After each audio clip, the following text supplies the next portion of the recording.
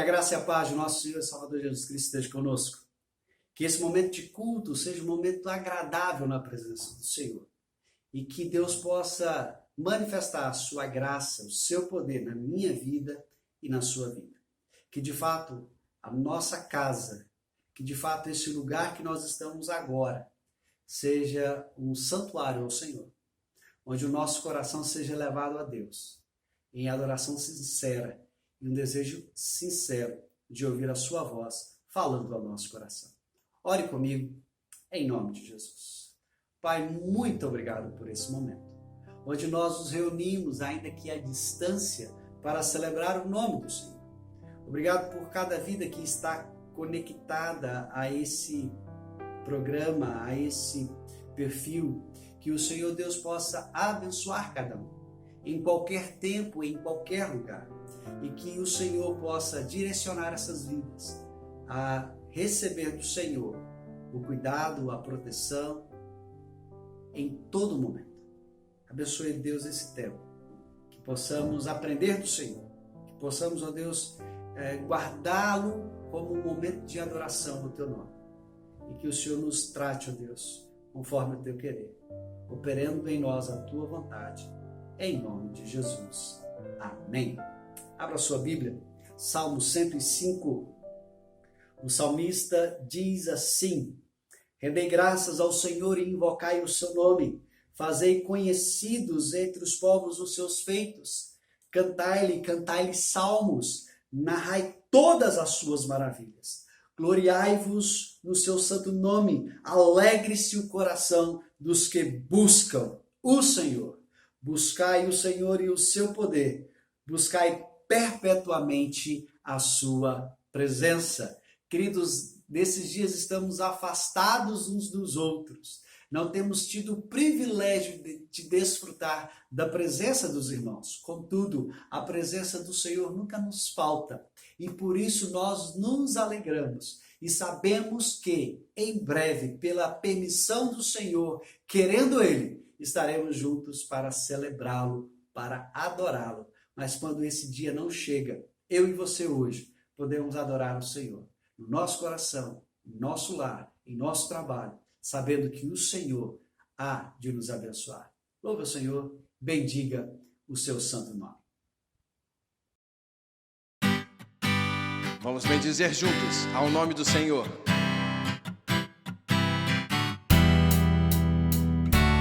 Eu te busco e te procuro, a Deus.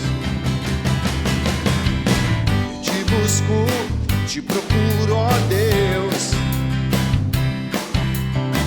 No silêncio tu estás. Eu te busco, toda hora espero em ti. Revela-te a mim, conhecer-te eu quero mais. Senhor, te quero. Senhor, te quero, quero ouvir tua voz. Senhor, te quero mais. Quero tocar-te, tua face eu quero ver. Senhor, te quero mais. Prosseguindo, para o alvo eu vou.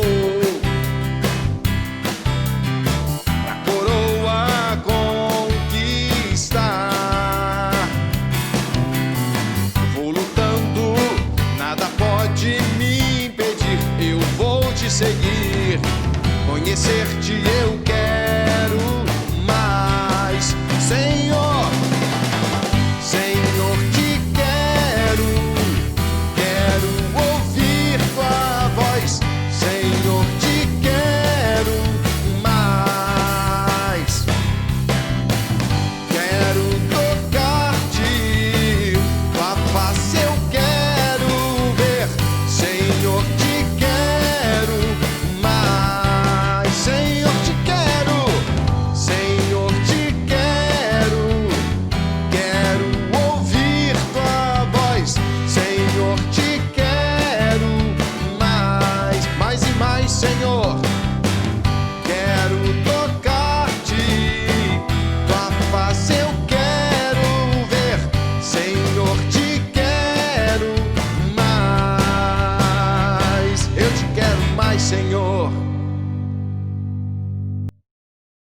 Senhor cuida de nós a todo instante.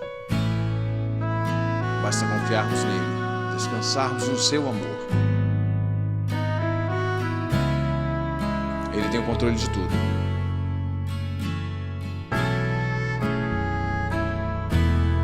Vamos cantar juntos, adorando. Eu preciso aprender um pouco aqui. Eu preciso aprender um pouco ali.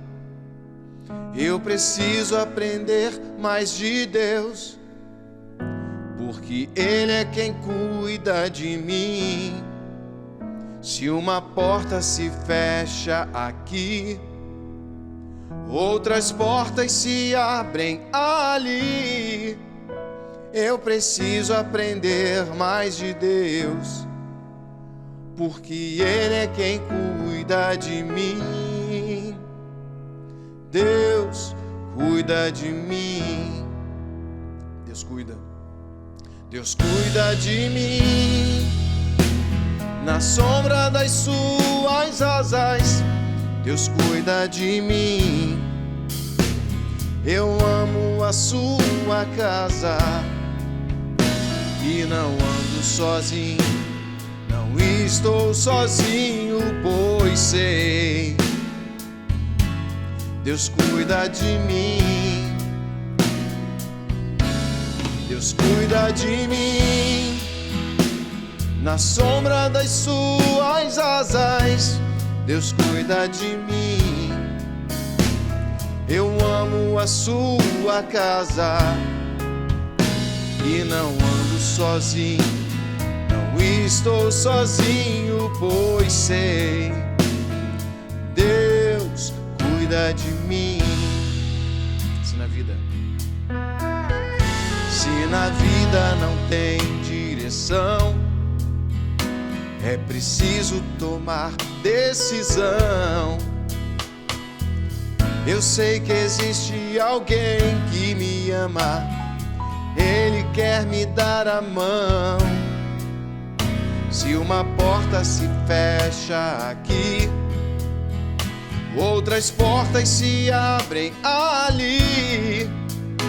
Eu preciso aprender mais de Deus, porque Ele é quem cuida de mim.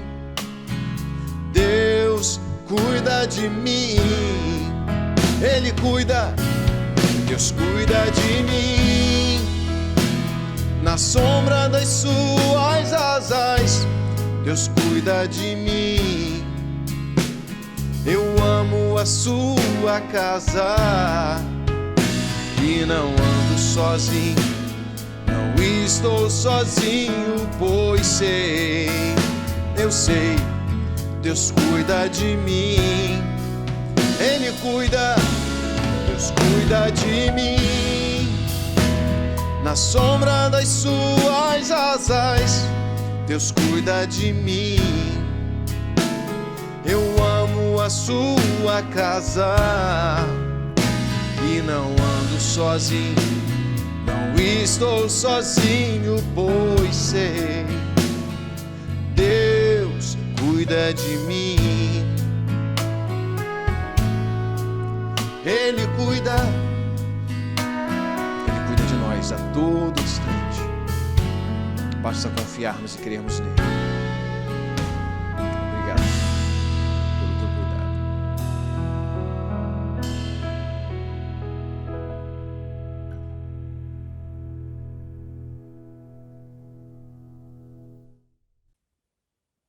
Dando sequência à nossa série de exposições bíblicas na primeira carta de Pedro, eu quero convidar você a abrir então o texto bíblico na primeira carta de Pedro, capítulo 2, a partir do verso 21, faremos a leitura até o verso 25. Primeira carta de Pedro, capítulo 2, verso 21 ao verso 25. Nos diz assim a palavra do Senhor. Porquanto para isso mesmo fostes chamados, pois que também Cristo sofreu em vosso lugar, deixando-vos exemplo para seguirdes os seus passos, o qual não cometeu pecado, nem dolo algum se achou em sua boca. Pois ele, quando ultrajado, não revidava com ultrajes. Quando maltratado, não fazia ameaças, mas entregava-se àquele que julga retamente. Carregando ele mesmo no corpo, sobre o madeiro, os nossos pecados, para que nós, mortos para os pecados, vivamos para a justiça. Por suas chagas fostes sarados, porque estáveis desgarrados como ovelhas. Agora, porém, vos convertestes ao pastor e bispo da vossa alma. Vamos orar? Pai, nós oramos ao Senhor pedindo sabedoria, discernimento, graça para compreendermos a Tua palavra e aplicá-la, ó Deus, em nossa vida. Abra o nosso coração, o nosso entendimento, nos dê clareza.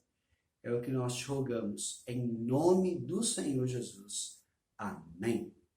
Meus queridos, quando nós olhamos para esse texto, precisamos lembrar aquilo que o apóstolo havia ensinado anteriormente.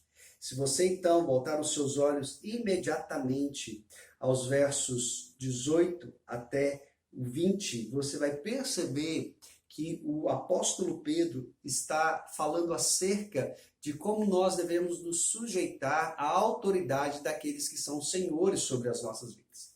A ideia aqui parece nos remontar àquela relação entre senhores e escravos. Talvez hoje pudéssemos falar disso em tom de patrões e empregados. A ideia é que eu e você devemos ser submissos a esses que têm alguma forma de autoridade sobre a nossa vida, de maneira que, quer eles sejam boas pessoas, quer sejam elas más pessoas, quer façam aquilo que é bom para nós, sejam eles cordatos ou não, nós devemos, por amor a Deus, por conhecimento da verdade, nos submeter a eles, crendo que em todas as coisas o Senhor é conosco. Lembre-se, nós somos peregrinos e forasteiros sobre essa terra. E em várias circunstâncias, por várias razões, é possível que eu e você, por causa da nossa fé, sejamos perseguidos, sejamos maltratados, sejamos humilhados. E isso não funciona só na esfera do trabalho. Lembre-se, os nossos primeiros irmãos nos dias de Pedro sofriam perseguições que vinham dentro de suas casas, que vinham dos seus vizinhos, que vinham daquelas pessoas mais próximas do seu relacionamento, de maneira que elas eram afetadas com muitas perseguições, muitos ultrajes, muitas injustiças por causa da sua fé em Cristo Jesus. O que nos parece é que do verso 21 ao verso 25, Pedro quer nos ensinar como é que eu e você devemos nos portar nesse mundo enquanto peregrinos e forasteiros, em nossa jornada rumo a Jerusalém Celestial, de maneira a glorificar a Deus e preservar a nossa vida longe do pecado. Em outras palavras, eu quero que você entenda que o propósito de Pedro é nos ensinar a lidar com a injustiça que eu e você venhamos a sofrer por causa do bom nome de Cristo. E se você olhar o texto, você vai perceber que o que Pedro mostra em primeiro lugar é que Cristo é o nosso exemplo quando tais injustiças nos acontecem. Por isso, eu quero convidar você a olhar o verso 21, quando Pedro diz assim: porquanto para isto mesmo fostes chamados, pois que também Cristo sofreu em vosso lugar, deixando-vos exemplo para seguirdes os seus passos. Queridos, quando nós falamos da vida cristã, não falamos apenas do fato de que fomos salvos dos nossos pecados, salvos da condenação do inferno e agora transportados para o reino do Filho do amor de Deus, no qual eu e você experimentamos a vida eterna, na qual eu e você aguardamos o céu. Mas eu quero lembrar a você que faz parte desse chamado, desta vocação, o imitar a Cristo, o ser discípulo de Cristo. E é isto que o apóstolo Pedro nos faz lembrar aqui. Eu e você somos chamados nesta vida, enquanto salvos pela graça de Deus em Cristo, a sermos discípulos, seguidores, imitadores de Jesus. A pergunta é: o que é um discípulo? Temos aprendido que um discípulo é aquele que vive a vida do mestre e busca a glória deste em tudo que faz. Logo, o discipulado cristão tem a ver com duas verdades, como nos ensina o pastor Jonas Madureira. Em primeiro lugar, somos chamados a imitar Jesus. E em segundo lugar, ajudar a outros a imitar Jesus. É nesse processo de imitação e ensinar a imitar que eu e você não só nos tornamos discípulos de Jesus, mas também fazemos discípulos de Jesus. O que parece estranho nos nossos dias é que as pessoas têm se esquecido que faz parte desta dinâmica de imitar a Cristo e ensinar outros a imitar a Cristo a ideia do sofrimento. Pedro não está a se referir no texto sobre o sofrimento de uma enfermidade que nos vem, ou de uma calamidade que nos abate, ou mesmo de uma pandemia como essa que vivemos. Mas ele se refere propriamente àquele tipo de provação, de perseguição causada por aqueles que não amam a Cristo, não amam a palavra de Cristo, e odeiam todos aqueles que amam e servem a Jesus. Eu quero lembrar você, mais uma vez, vivemos num mundo caído. Este mundo odeia a Cristo, e esse mundo nos odeia também. O próprio Cristo nos avisou que seríamos odiados e perseguidos. O problema é que esta última parte parece ter desaparecido do ensino contemporâneo. Parece que não faz mais parte das apostilas de discipulado a verdade de que os discípulos do Senhor serão perseguidos nesse mundo por causa da sua fé em Jesus. É acerca desse sofrimento que Pedro está a se referir nesta porção da carta. Por isso, eu e você somos chamados a lembrar disso. Certa vez Jesus estava ensinando aos seus discípulos e ele disse àqueles discípulos sobre a necessidade de que aquele que estivesse disposto a segui-lo tomasse a sua cruz e andasse após ele. Queridos, tomar a cruz é uma descrição clara da intenção de Jesus acerca da minha vida, sua vida. Quando nós tomamos a cruz, existe a condição final de morte. Cruz não é um fardo pesado. Cruz não é uma dificuldade na vida. Cruz, quando usada nas Escrituras, ou se referem propriamente à crucificação de Cristo, ou nos trazem a ideia da nossa própria morte, em termos figurados. Somos chamados a entender que Cristo quer que eu e você o imitemos não só na prática do amar a Deus sobre todas as coisas e ao próximo como a nós mesmos, mas também que nós o imitemos também na nossa disposição para o sofrimento por amor ao seu nome. Tomar a cruz é o primeiro passo e implica sermos ultrajados, sermos humilhados, sermos desprezados pelo mundo onde eu e você estamos inseridos. E assim, o tomar a cruz nos remete mais ao caminho rumo ao Calvário. E todas aquelas situações que o Senhor Jesus viveu naquela que é chamada de a Via Dolorosa. Traga isso para a sua vida e entenda claramente que quando eu e você, de fato, nos tornamos discípulos de Jesus, nós assumimos a cruz e agora caminhamos rumo ao nosso próprio Calvário. E enquanto o fazemos, testemunhamos o senhorio de Cristo sobre a nossa vida e sofremos assim como ele sofreu a humilhação e o desprezo. Nesse sentido, é que o apóstolo Pedro então diz que eu e você fomos chamados para lidar com essa realidade, porque Cristo mesmo sofreu em nosso lugar, deixando-nos o exemplo. Eu queria que você considerasse dois pontos aqui. Em primeiro lugar, o fato de que Cristo sofreu em nosso lugar.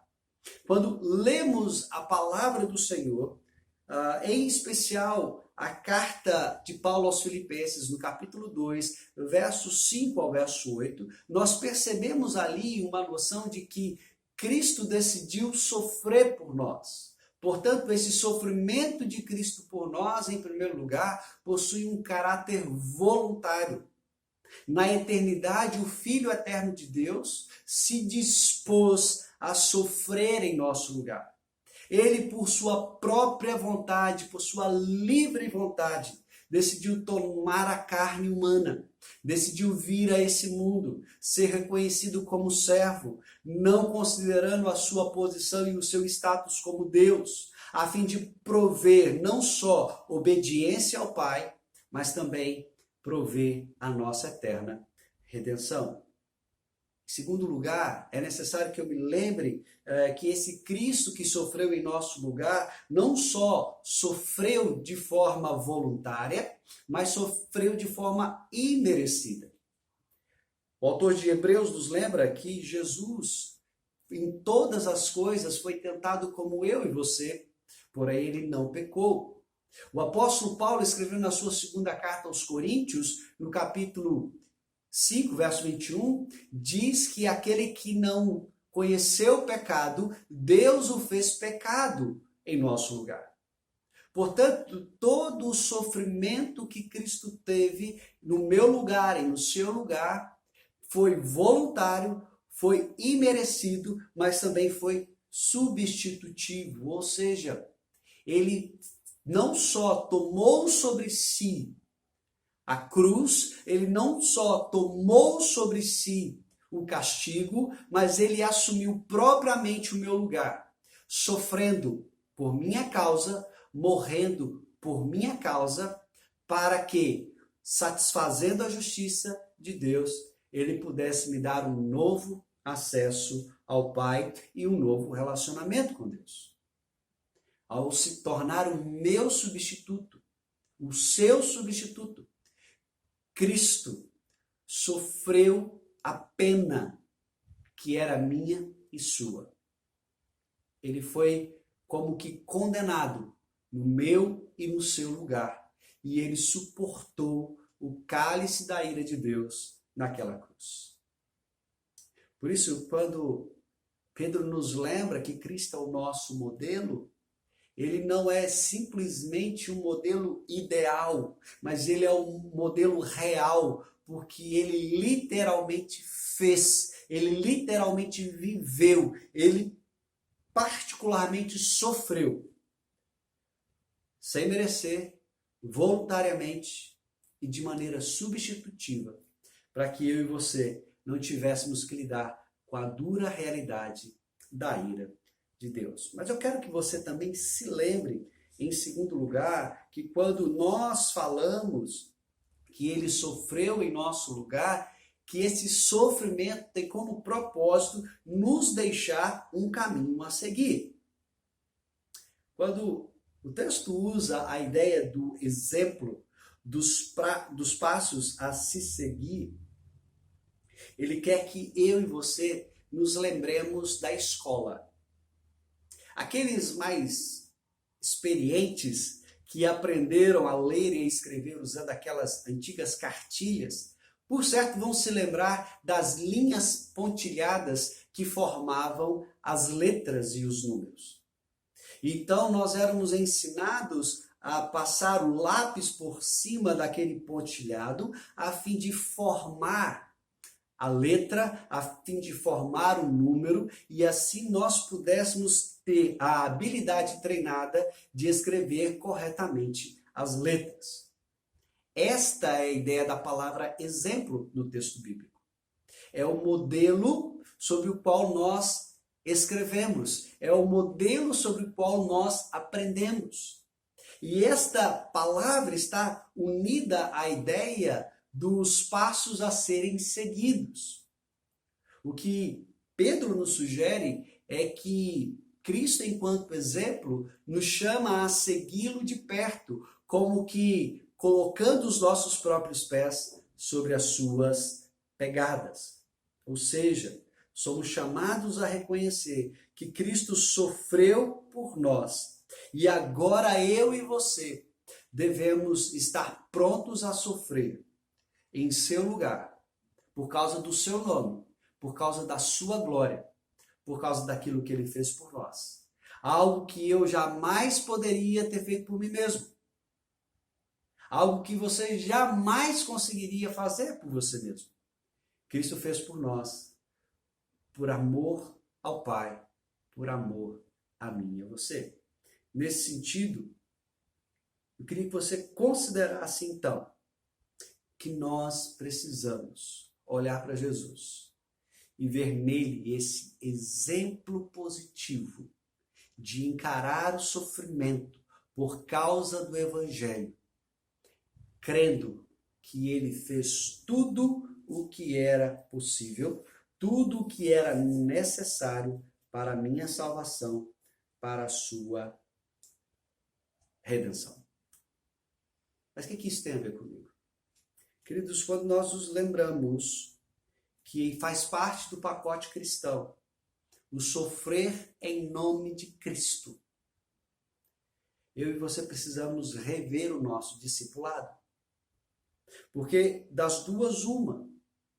Ou não fomos corretamente instruídos na verdade, ou alguém nos negou a verdade do Evangelho por completo.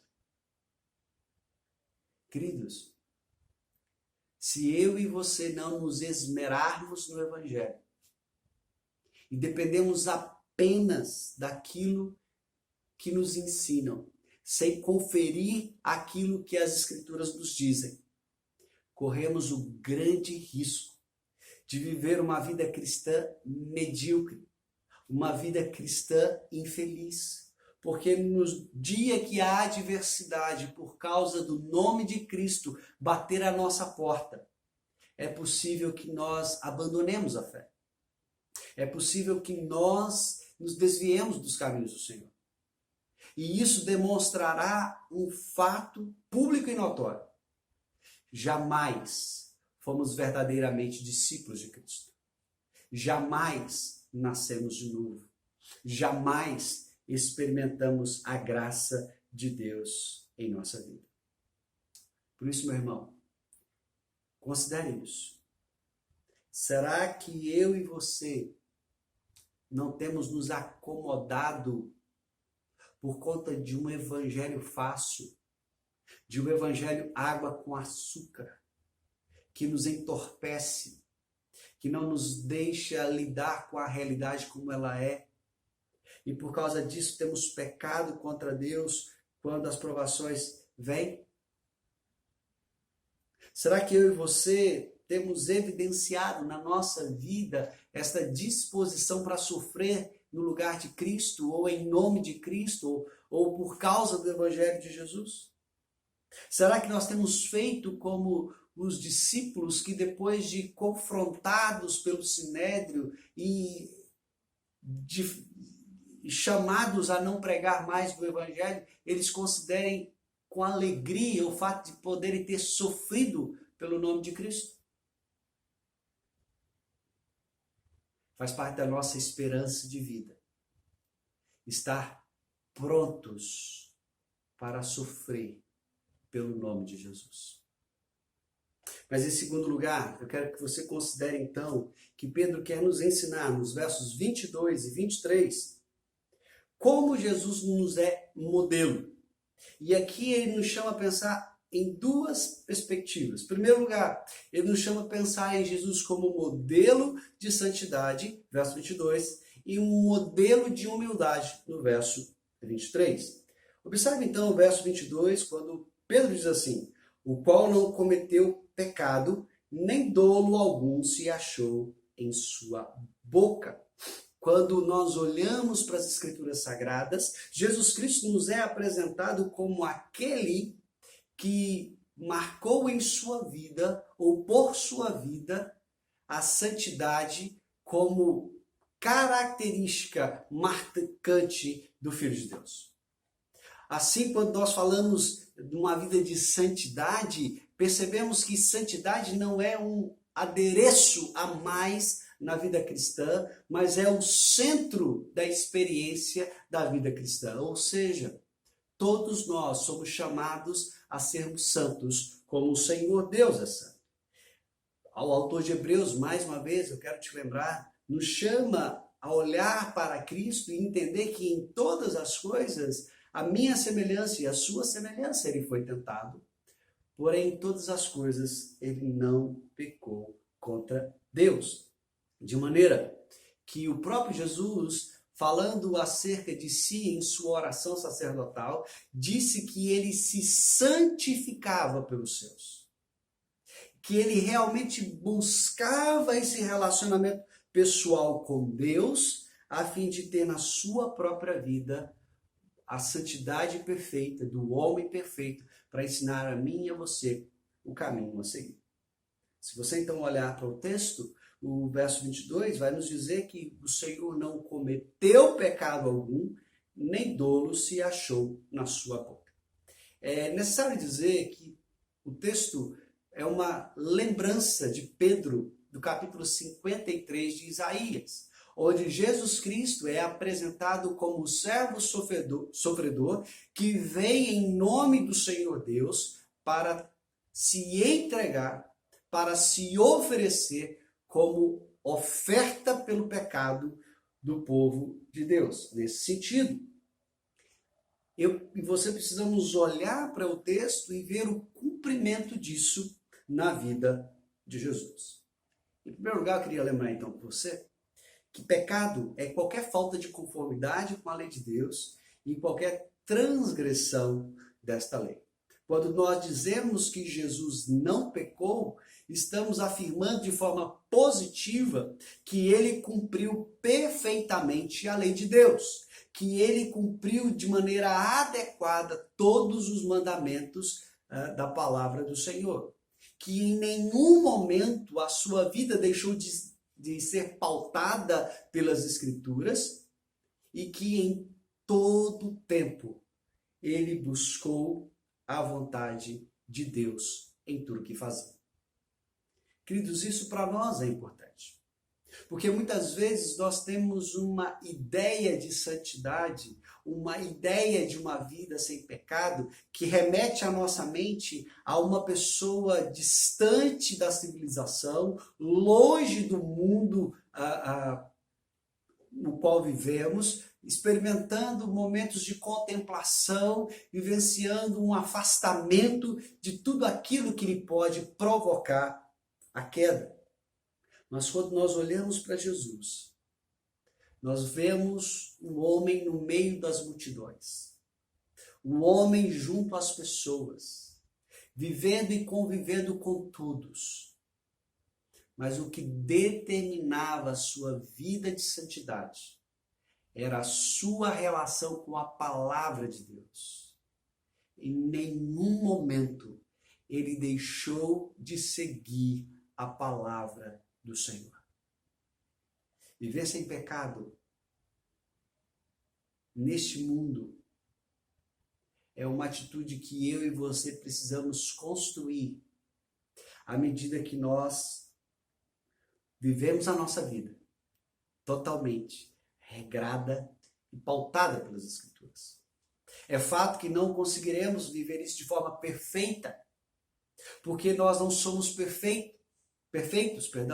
O nosso amor por Deus não é perfeito, mas nós devemos buscar a Deus, a palavra de Deus e viver o Evangelho de Cristo como princípio para a nossa vida de santidade.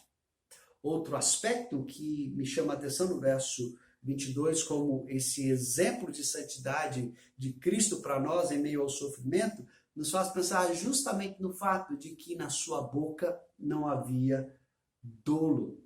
Quando nós usamos a palavra dolo, ainda que ela possa nos sugerir a um paralelismo, onde a segunda parte do texto se conecta à primeira, ampliando a sua compreensão, ou simplesmente dando ênfase àquilo que foi dito, a gente olha para esse termo e entende aqui que a vida de Cristo a vida de Cristo não só não tinha pecado, porque ele vivia segundo a palavra de Deus, como a sua boca expressava essa realidade através das suas palavras. Originalmente, dolo tem a ver com fraude, significa engano. E usualmente, quando se fala em dolo no meio jurídico, fala-se de uma espécie de maquinação intencional a fim de enganar ou fraudar alguém. As palavras do Senhor Jesus nunca tiveram essa intenção. As palavras de Cristo nunca tiveram o propósito de levar alguém para o engano. Pelo contrário, as palavras de Cristo sempre estimularam uma vida com Deus, estimularam a santidade.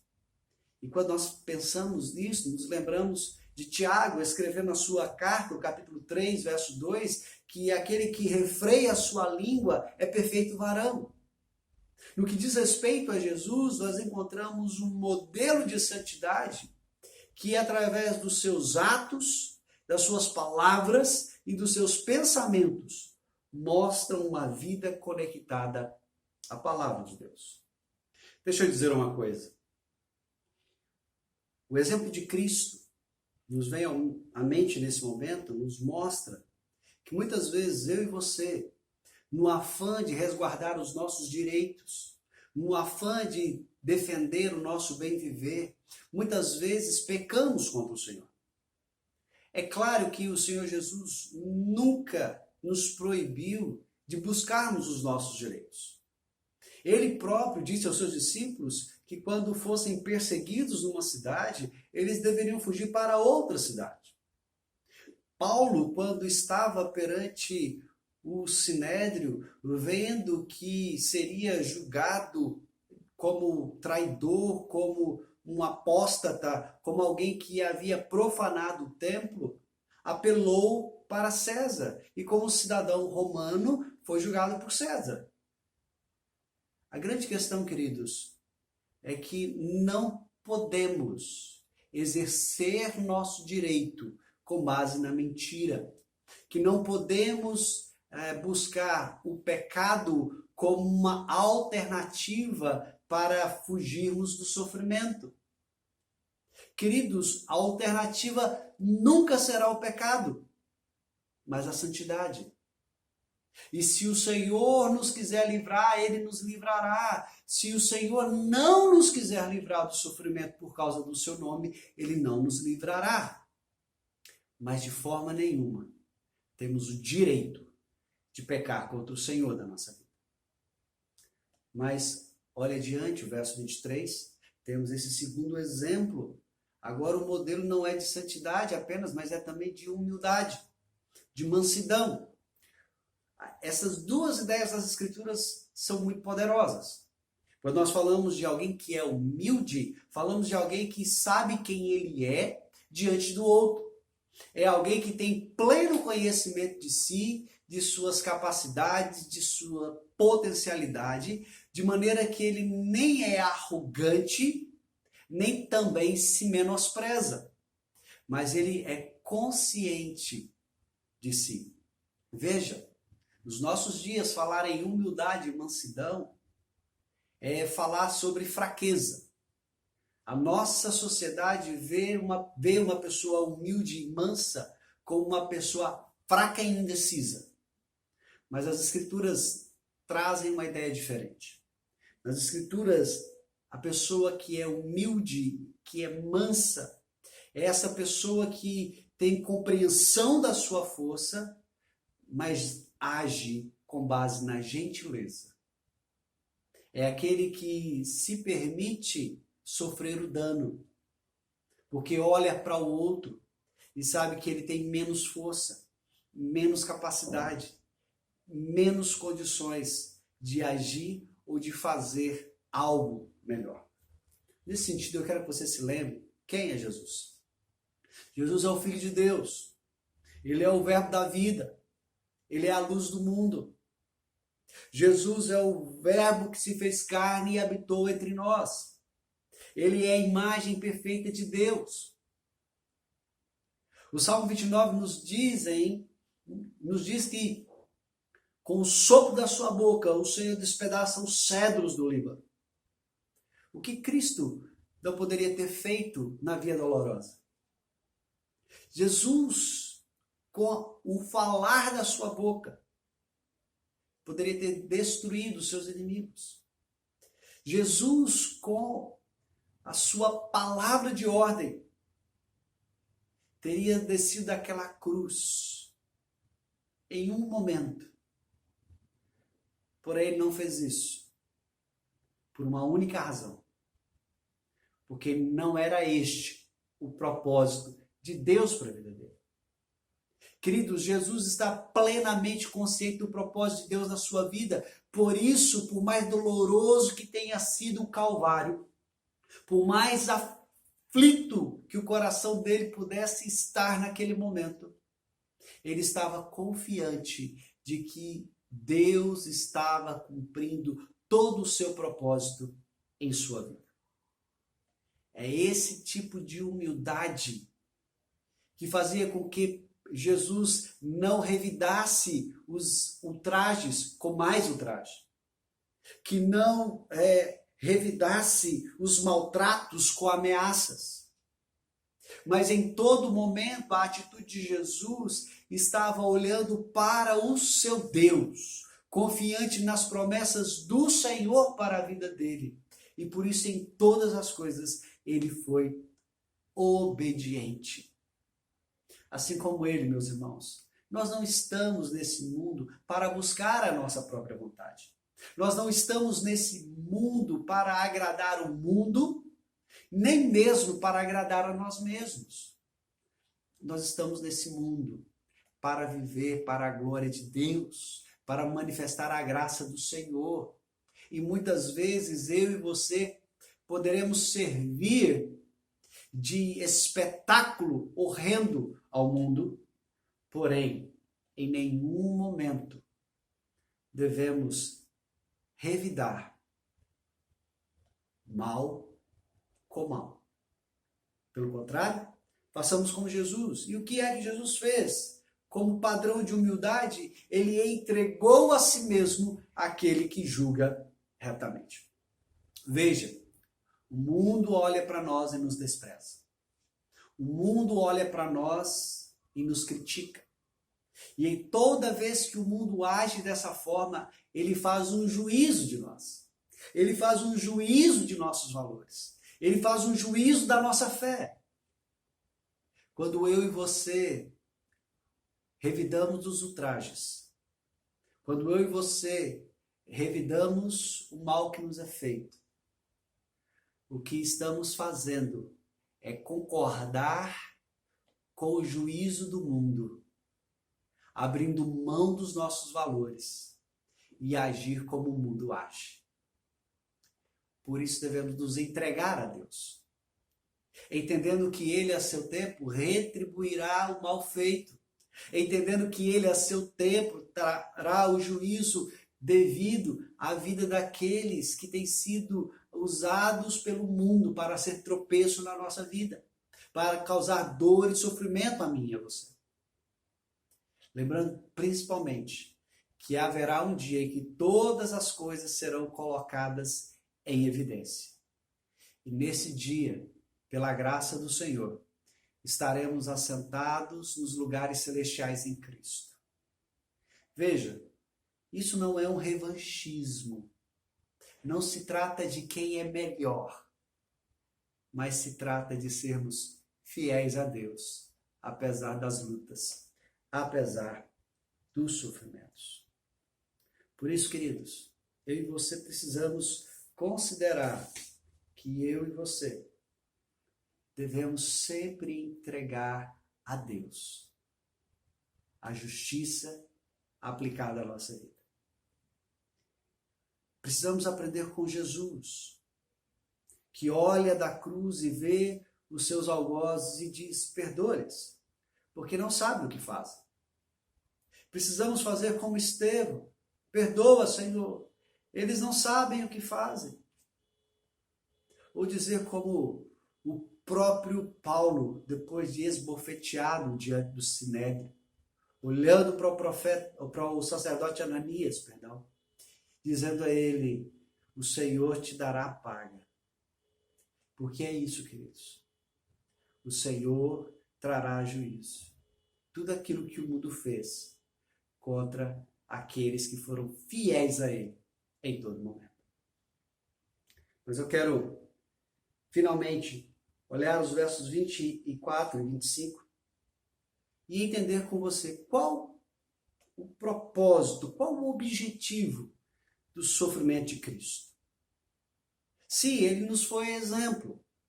Mas por que ele nos deixou esse exemplo? Ou melhor, para que é que foi que ele sofreu? Olha o verso 25, verso 24 e o verso 25. Carregando ele mesmo no seu corpo, sobre o madeiro, os nossos pecados, para que, mortos para os pecados, vivamos para a justiça. Por suas chagas fostes sarados, porque estáveis desgarrados como ovelhas, agora, porém, vos convertestes ao pastor e bispo da vossa alma. Veja, meus irmãos, por que é que Cristo sofreu? Por que é que Cristo precisou passar por tudo isso? Em primeiro lugar, lembre-se que quando nós falamos do sofrimento de Cristo, nós não devemos simplesmente atrelar esse sofrimento ao Gólgota, ao Calvário, ou mesmo à Via Dolorosa. Eu quero que você pense que o sofrimento de Cristo para a redenção da sua igreja é todo um processo que começa lá na encarnação e vai até a sua sepultura. Os teólogos chamam isso de a humilhação de Cristo. E de fato é o momento que ele se esvazia de si mesmo, a fim de se tornar, como eu e você, um ser humano, e viver essa vida com todas as suas dificuldades e penúrias. E assim poder satisfazer a ira de Deus na cruz. Quando nós olhamos para o texto, nós precisamos nos lembrar que essa morte, que como já aprendemos hoje, foi voluntária, foi imerecida, foi substitutiva, que todo esse sofrimento por nós tem como único propósito a minha redenção e a sua redenção.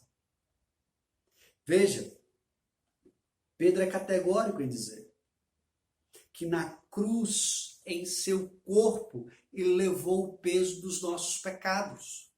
Ele assumiu perante Deus a culpa que era minha e que era sua. E ele sofreu no seu corpo e no seu espírito a dor de estar separado do Pai, a dor de receber sobre si a justa ira de Deus. Um justo sofrendo pelos injustos. O Filho de Deus sofrendo pelos inimigos de Deus. Queridos, tudo isso é muito dramático. Mas é necessário que eu e você nos lembremos disso. Que a cruz é o momento que o Senhor Jesus recebe toda a ira de Deus, que era devida à humanidade pecadora, que era devida para aqueles que viviam como inimigos de Deus. E agora, Cristo sofrendo ali, ele o faz por amor ao Pai e por amor a nós. para que eu e você, em primeiro lugar, morrêssemos para o pecado. Lembre-se, nós éramos escravos do pecado. E não bastasse ser escravos do pecado, Satanás, que tinha o poder da morte e usava isso como um aguilhão para nos atormentar, como um aguilhão para gerar temor e medo no nosso coração, nos mantinha presos ao pecado. Mas lembre-se, quando Cristo morre na cruz, satisfaz a ira de Deus e paga a dívida que eu e você tínhamos com o Pai. Então ele nos liberta do império das trevas. O pecado já não tem domínio sobre nós. Satanás já não tem mais domínio sobre a minha vida ou sobre a sua vida. Ele já não nos toca. Estamos livres. E quem nos libertou agora nos toma para si como seus servos. E agora nos chama de amigos. E nos convida a viver em justiça. E quando nós lemos Pedro, e ele diz que nós somos servos da justiça, que somos chamados a viver para a justiça, é no sentido de mortificar a nossa carne, sim. De abandonar os pecados, os vícios, de nos despir de toda a maldade, de toda a iniquidade, de toda a maledicência, como ele havia dito anteriormente no capítulo 2, e agora assumir uma postura de vida. Lembre-se de Paulo escrevendo aos Colossenses no capítulo 3, verso 1, buscando as coisas do alto onde Cristo vive. Esta é a dinâmica da vida cristã. Porque Cristo sofreu para nos libertar do pecado e nos dar uma nova vida. Para nos libertar da escravidão do pecado e nos fazer servos da justiça, para viver desejando as coisas do alto, por mais difíceis que sejam as coisas nesta vida, por causa do seu nome. Mesmo porque, olha o verso 23, verso 25. Nesse tempo, nós estávamos desgarrados, andando errantes, vivendo segundo o curso desse mundo, segundo a vontade da carne, segundo a vontade de Satanás.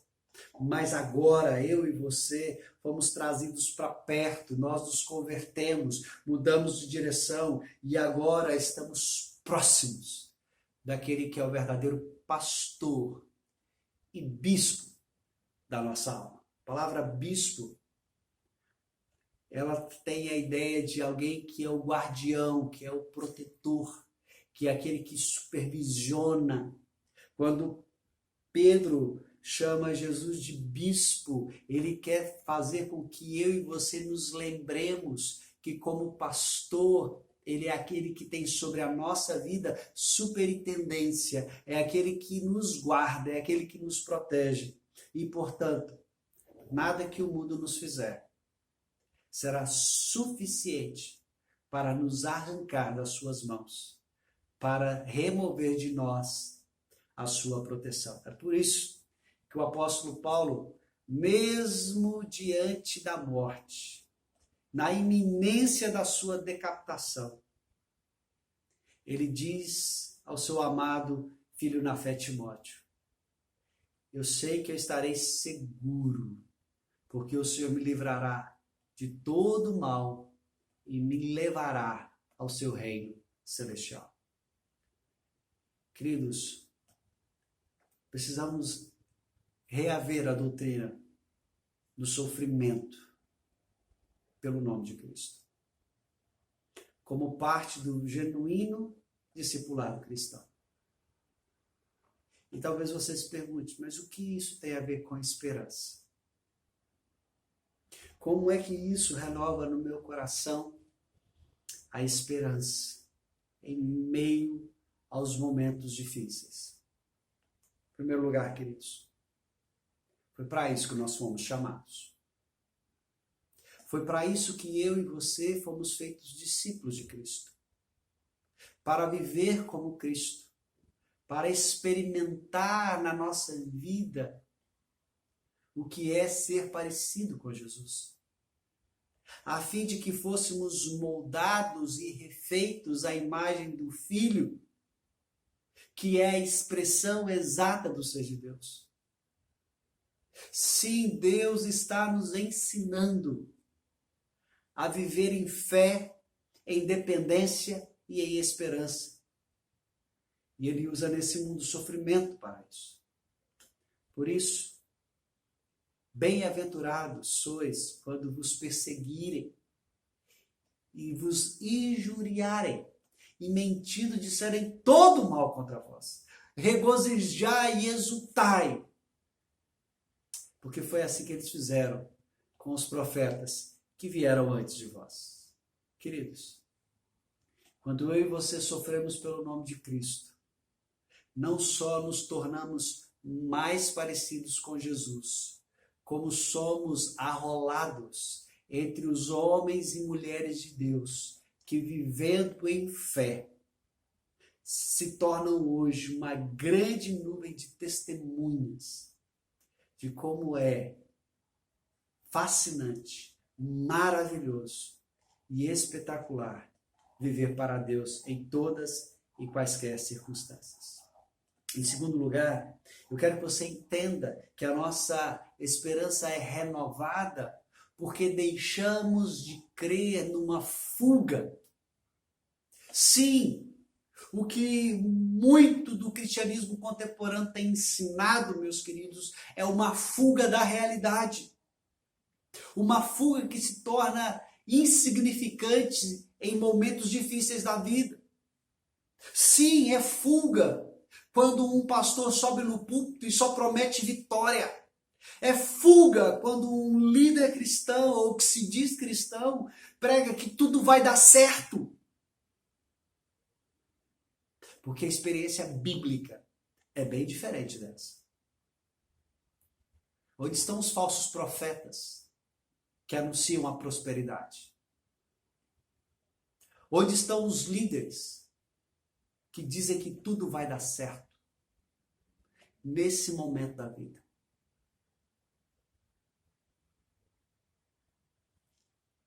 Queridos, a nossa esperança não depende do mundo, nem das coisas que há no mundo. A nossa esperança depende de Deus. Seja na bonança, seja na escassez, seja na alegria, seja na tristeza. Por isso, eu quero desafiar você a pedir a Deus que nos molde, para que sejamos parecidos com Jesus, para que Ele nos fortaleça, para que sejamos santos em nosso proceder, santos em nossas palavras e pensamentos, que sejamos humildes e mansos diante das acusações e das agressões do mundo, e ainda que caiamos como derrotados nesse mundo, possamos nos erguer na glória de Deus como valorosos e vitoriosos guerreiros do Senhor. E que Ele mesmo nos abençoe. Amém.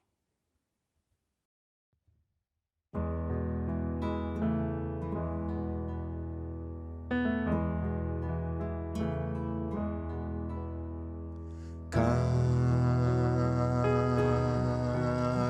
instante contigo, Jesus, que passo aos teus pés, eu sou mais feliz. Cada instante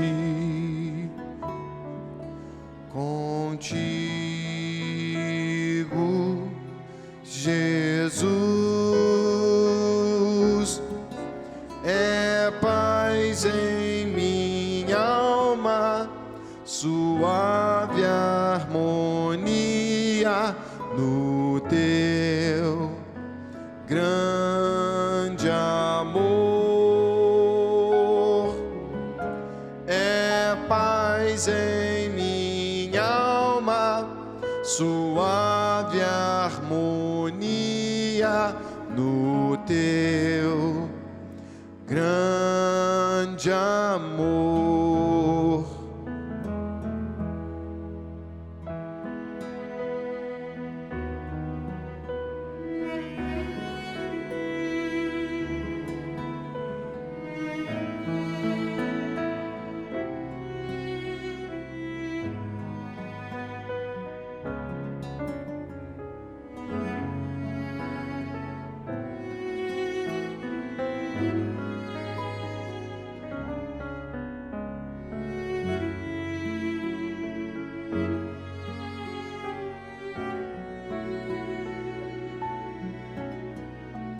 Cada instante contigo, Jesus, é paz em minha alma, suave harmonia no teu grande amor. É paz em minha alma, suave harmonia no teu grande amor.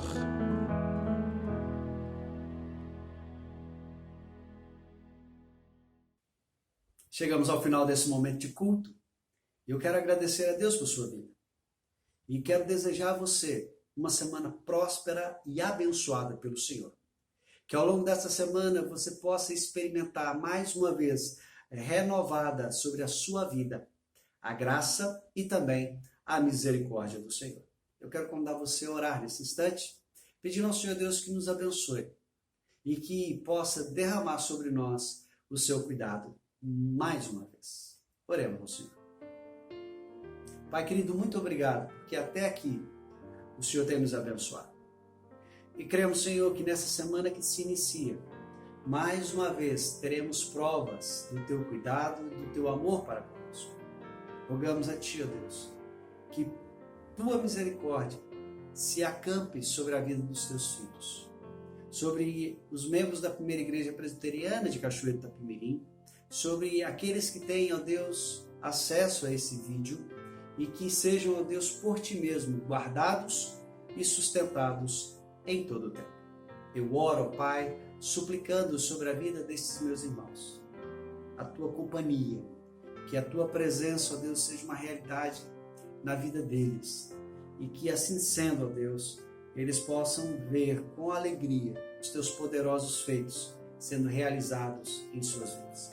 Oramos, ó Pai, para que o Senhor, por Tua misericórdia, definha esse tempo de reclusão, definha, ó Deus, esse tempo de pandemia e possa, ó Deus, trazer sobre o mundo um tempo de quebrantamento, de arrependimento, de reconhecimento de quem o Senhor é. Oramos, ó Deus, para que o Senhor possa dar ao nosso país, ao nosso estado, à nossa cidade, um tempo de refrigério e paz. Que o Senhor possa, ó Deus, dar aos nossos governantes sabedoria para lidarem de maneira adequada com todo esse momento que temos vivido. E que em tudo, ó Deus, possamos viver para a Tua glória. Se conosco, ó Deus, em meio aos sofrimentos da vida. Em especial, ó Deus, quando sofremos por causa do Teu nome. Que o Senhor, ó Deus, nos dê a santidade necessária, a humildade e a mansidão peculiares aos Teus filhos. E que possamos, seguindo o exemplo de Cristo, viver para a Tua glória e fazer aquilo que honra a Tua majestade. Dê uma semana abençoada aos Teus filhos. Mostre-se a eles e mostre, ó Deus, o Teu poder no céu e na terra. É a nossa oração em nome de Jesus. E que a graça de nosso Senhor e Salvador Jesus Cristo, o amor de Deus, nosso eterno e bom Pai, e as consolações do Santo Espírito repousem sobre nós e estejam conosco hoje e sempre. Amém. Que Deus te abençoe, te dê uma ótima semana. Eu espero você na próxima quarta-feira, no nosso estudo bíblico via aplicativo Zoom. E na quinta-feira nós teremos o nosso Papo Bíblia e Algo Mais com o reverendo Jean Freitas, quando falaremos acerca de como lidamos com a ansiedade em momentos de crise. Até lá, que Deus te abençoe, um forte abraço.